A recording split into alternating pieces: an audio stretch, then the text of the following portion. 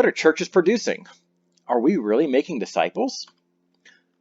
Most churches are 70% attendees and 30% volunteers. 90% of self-identified Christians do not have a biblical worldview. And by this, I simply mean, asked, hey, what's your biblical worldview? A majority of people that answer this question, these questions, say the wrong answer to the following three. Jesus never sinned. Jesus is the only way to heaven. Satan is a real being, not a force or analogy. The 90% that don't have a biblical worldview pretty much all answer those questions wrong, amongst other questions. And those aren't even the big worldview questions. Churches are failing in passing on a biblical understanding of the world. 50% of Christians do not share the gospel in the past year, latest research from 2018. Most don't know what their spiritual giftings are. Now, they might be serving in them, but they don't know what they are. And a lot of people serve in the wrong areas and get frustrated and burnt out because they're just filling in a gap instead of living according to the way God has gifted them. Now, bless their heart and thank them for serving and being willing to serve, but so much better that over time they get positioned where their strengths are. Over half of students quit near graduation. Now, the statistics on this is for high school students that attend church during high school, within 18 months of high school graduation, they will stop being in church. Majority of them quit within the first 6 weeks because they go off to college, they don't even bother looking for a church. Within 18 months, over half of students, some studies show 60, 80, 85% of students in certain denominations stop going to church. Now, some people will say, hey, well, there's a 30% of them will come back once they have kids. Well, those numbers are dropping. That 30% was a number from 2010, 2008, somewhere in there. Things are not looking good here. Now, here's the takeaway. Churches are supposed to produce disciples of Jesus who know why they believe what they believe and are on mission with Jesus. That is what they're supposed to be doing.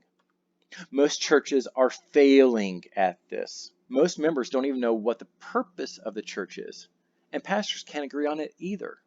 Now, I say that last line because in some books on discipleship, the author is a consultant, and he'll go in and try to help a church become more intentional in this very problem, in overcoming this problem.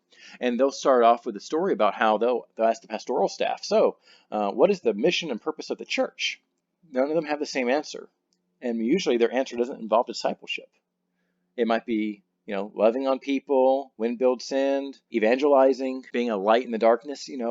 It's nice things, but if they don't understand the purpose of the church, then how can they fulfill it? And if they're not on the same page on the purpose of the church, how can they work in unison to try to accomplish that goal? The problem is most churches miss the point. Members aren't on mission. The church is more of a country club than a place for broken people to develop true community. Now, I've talked to a number of people that have been to like Celebrate Recovery or AA or some other support group for addictions. And a lot of them do not like church. They say church is fake. And they say that because they'll go to an AA meeting and people are vulnerable, they're open, they're honest, they're not putting a mask on to show that everything's fine. They know things aren't fine. They're broken people. They have issues and they're more than willing to own up to that. And that helps build true community and trust and relationships because they're not putting on a show.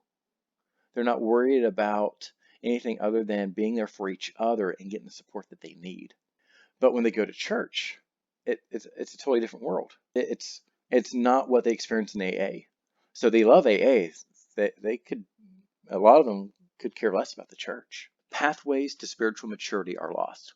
When was the last time you heard a sermon on spiritual maturity where the pastor encouraged people to do things to help them become spiritually mature, to find what spiritual maturity is, what it might look like, characteristics of a spiritually immature person compared to a spiritually mature person? Most churches this isn't even on their radar. They don't talk about it, they don't think about it, and if it's not coming out of the pastor's lips, then certainly the people aren't dwelling on it. It's not part of the mission of the church, it's not part of the plan. Students get a watered-down version of Christianity and reject the imitation, thinking it's the real thing. Now, this is the thing that gets me, because I worked in campus ministry for years. I've talked with a lot of college students from a lot of different backgrounds that were raised in the church. Some of them had a good upbringing and some good teaching, especially the ones that went to private Christian schools or were homeschooled. kind of a mixed bag on the private Christian school, but homeschool definitely a lot better off than your public school kids.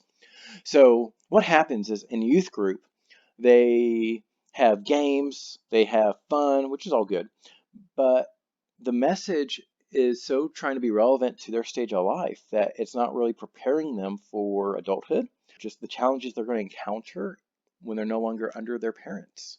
I mean, they're going to come across people of different worldviews, different belief systems, different values, and they're not ready to talk about ethics. They're not really to talk about Christianity is the only way to God.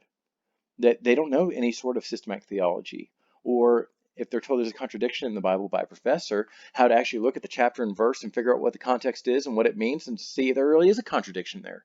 They're not being equipped. They're just being told that Jesus loves them and this is a safe environment for them to not be around bad influences, and they're going to have fun together for a couple years. Then adult ministry is boring by comparison because adults don't get to focus on fun that much. So student ministry is broken. I've only come across one or two churches that do it right, that actually focus on teaching kids how to become spiritually mature and grow in their walk with God in meaningful ways.